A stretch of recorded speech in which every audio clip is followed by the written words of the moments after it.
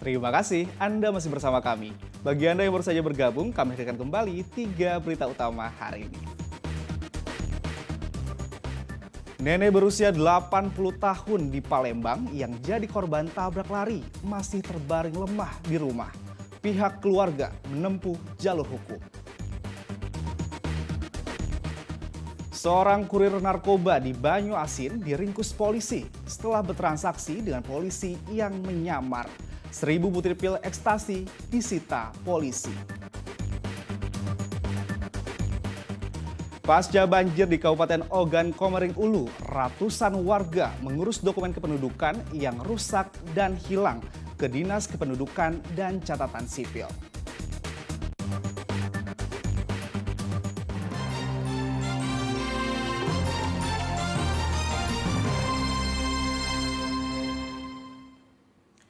Seorang lurah di Palembang mendadak viral setelah mendapat komentar warga lewat akun media sosial karena diduga melakukan pungutan liar atau pungli. Oknum lurah tersebut diduga meminta uang rokok kepada warga yang mengurus surat domisili.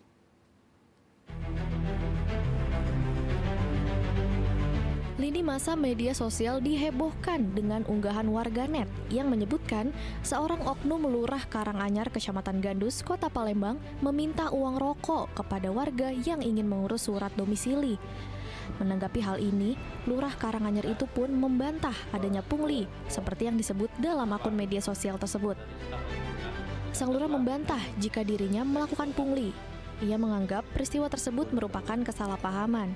Dirinya juga menunjukkan surat permohonan maaf yang telah dibuat oleh warga yang bersangkutan. Ia kemudian meminta unggahan yang telah viral tersebut segera dihapus.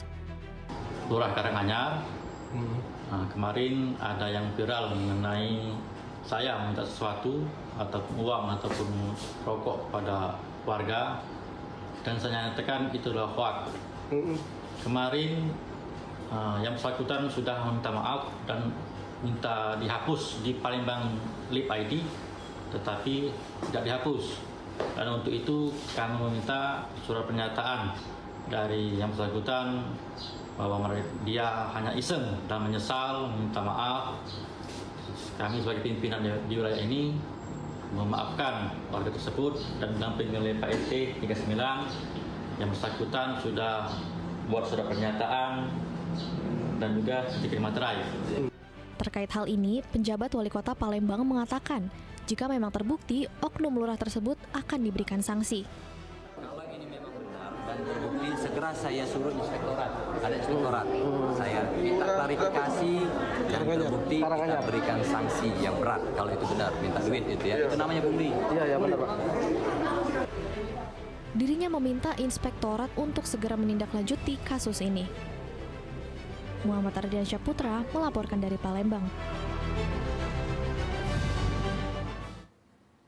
Jelang Pilkada Serentak tahun 2024, Badan Pengawas Pemilu atau Bawaslu Kabupaten Ogan Komering Ulu Timur melantik 312 anggota Panwaslu Kelurahan Desa Sekabupaten Ogan Komering Ulu Timur. Nantinya mereka yang telah dilantik harus mampu mengidentifikasi pelanggaran yang terjadi di tingkat kelurahan maupun desa. Badan Pengawas Pemilu atau Bawaslu Kabupaten Ogan Komering Ulu Timur melantik 312 panitia pengawas pemilu kelurahan desa sekabupaten Ogan Komering Ulu Timur pada Minggu siang. 312 panwaslu ini nantinya akan ditempatkan di setiap kelurahan desa. Proses pelantikan dipimpin langsung oleh Ketua Bawaslu Ogan Komering Ulu Timur. Usai dilantik, anggota PKD diberi pembekalan dan pengarahan oleh Bawaslu Oku Timur terkait pengawasan yang dibutuhkan selama Pilkada serentak berlangsung. Selain itu, mereka juga harus mampu mengidentifikasi pelanggaran yang terjadi di tingkat kelurahan atau desa. Dengan ini menyatakan hal-hal sebagai berikut. Hari ini pelantikan PKD se-Kabupaten Oku Timur yang berjumlah 312 PKD dilantik pada siang hari ini. Jadi harapan kami pada PKD untuk bekerja dengan baik sesuai dengan peraturan perundang-undangan. Nantinya PKD ini sendiri akan bertugas di kecamatan atau di desa dengan pembagian seperti apa? PKD akan bertugas di desa masing-masing, melakukan pengawasan di desa sesuai domisili masing-masing. Tupoksinya sendiri, Pak? Tupoksinya untuk mengawasi tahapan pemilu yang berada di desa yang di SK-kan dalam SK.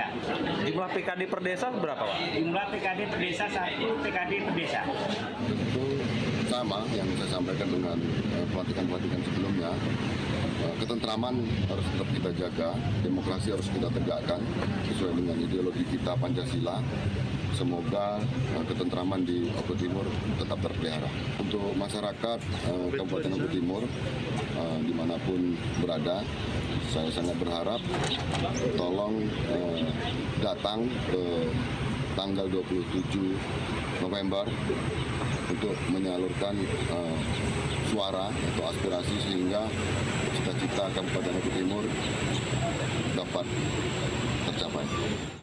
Usai pembekalan, mereka yang telah dilantik langsung diterjunkan untuk bertugas di wilayah kelurahan dan desa masing-masing. Mereka akan bertugas di 312 kelurahan desa yang tersebar di Kabupaten Ogan Komering Ulu Timur. Dedi Irwansyah melaporkan dari Kabupaten Ogan Komering Ulu Timur.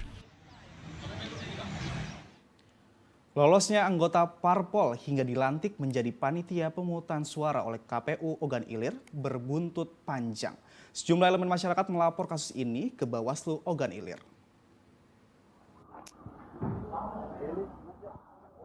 Sejumlah warga mendatangi kantor Badan Pengawas Pemilu Bawaslu Kabupaten Ogan Ilir. Kedatangan mereka untuk melaporkan adanya dugaan pelanggaran yang dilakukan Komisi Pemilihan Umum Kabupaten Ogan Ilir terkait adanya anggota parpol yang lolos dan dilantik menjadi panitia pemungutan suara atau PPS beberapa waktu lalu.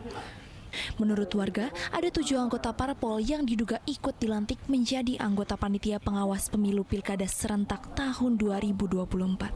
Warga curiga bukan karena kelalaian, namun karena adanya kesengajaan. Karena itulah, warga berharap Bawaslu segera mengusut kasus ini.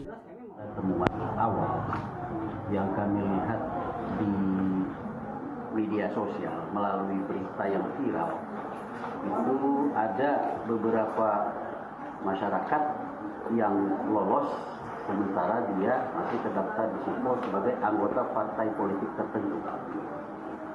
Berdasarkan itulah maka kami datang ke sini mengadukan atau melaporkan hal itu. Kenapa sampai bisa terjadi?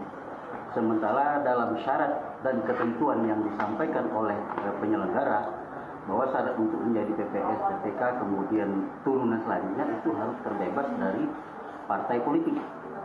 Nah, temuan yang kami dapat ini adalah bertolak belakang dari hal itu. Terkait dengan hal itu, nanti apabila terbukti, ini sudah terbukti ya, nanti akan kita merujuk terhadap peraturan yang mengatur dalam hal ini Bawaslu kita terkait dengan apa yang menjadi yang melanggar terhadap dugaan pelanggaran ini.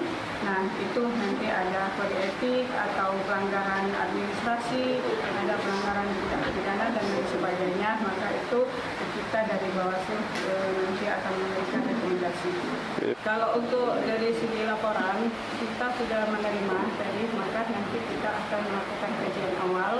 Kajian awal ini kita akan melihat daripada apakah memenuhi syarat formal dan syarat materialnya. Dan dari kajian ini maka nanti akan ditetapkan apakah register atau tidak register. Berdasarkan peraturan KPU, anggota panitia pemilihan kecamatan maupun anggota panitia pemilihan suara dilarang berafiliasi dengan partai politik. Jika terbukti melakukan pelanggaran, pihak yang bertanggung jawab akan mendapatkan sanksi, mulai dari administrasi hingga kode etik. Dedi Irwansyah melaporkan dari Kabupaten Ogan Ilir. Banjir yang melanda Kabupaten Ogan Komering Ulu mengakibatkan banyak warga kehilangan dokumen kependudukan. Melihat kondisi ini, Dinas Kependudukan dan Catatan Sipil Ogan Komering Ulu memberikan layanan jemput bola gratis kepada warga korban banjir yang ingin mengurus dokumen kependudukan.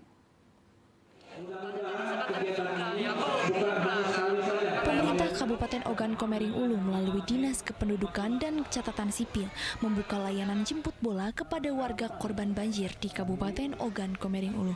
Salah satu wilayah yang dikunjungi petugas adalah Kecamatan Kedaton Peninjauan Raya. Mereka memberikan layanan untuk membantu masyarakat yang ingin mengurus dokumen kependudukan karena hilang maupun rusak akibat banjir. Berkas penting yang hilang dan rusak milik warga kebanyakan adalah kartu tanda penduduk, kartu keluarga, kartu identitas anak, akte kelahiran, dan akte pernikahan. Sejauh ini tercatat sudah ada 500 warga terdampak banjir yang melapor dan mengurus dokumen hilang ataupun rusak. Kami melaksanakan jemput bola pelayanan dokumen kependudukan dan catatan sipil, langsung cetak di tempat seluruh dokumen kependudukan. Diawali dikarenakan tahun 2024 ini bulan Mei, Kabupaten Ogan Komering Ulu ada musibah banjir dua kali berturut-turut kita kena musibah banjir.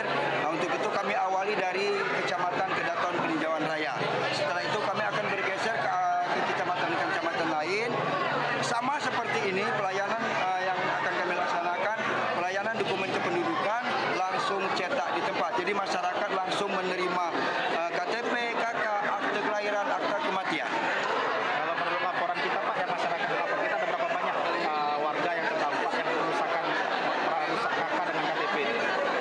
Kalau yang melapor ke kita dikarenakan dari awal sudah ada yang perwakilan yang datang ke kantor di Dukcapil, ini sampai 400-500. Selain tidak dipungut biaya alias gratis, layanan kependudukan ini berlangsung dengan cepat. Dalam waktu 30 menit, warga sudah mendapatkan dokumen yang diinginkan. Seperti diberitakan sebelumnya, Kabupaten Ogan Komering Ulu 2 kali dilanda banjir pada bulan Mei 2024. Akibatnya ribuan warga di 6 kecamatan ikut terdampak. Dedi Irwansyah melaporkan dari Kabupaten Ogan Komering Ulu.